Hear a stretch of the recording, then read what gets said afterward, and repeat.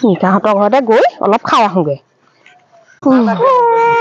দে গোটা এগিলাচকে খাই লওঁ আৰু মগজটো অলপ ঠাণ্ডা কৰো ইমান আমাৰ ঘৰত কেনেকে যাওঁ এতিয়া গোটেই পানী ইমান পানী আছে মা ইমান পানী কৃষ্ণ মই কেনেকে কি কৰো ৰ মই সাঁতুৰিব লাগিব এতিয়া ইমান পানী আছে ইমান পানী সাঁতুৰি আছো কতনো পাৰে পোৱা নাই গৈ মই সাঁতুৰিব যেন তেনে পালোহি পাৰ কৃষ্ণ পালোহি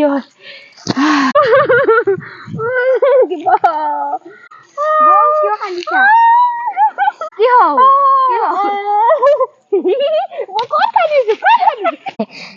খাটাং খাইছে গম পালো মানে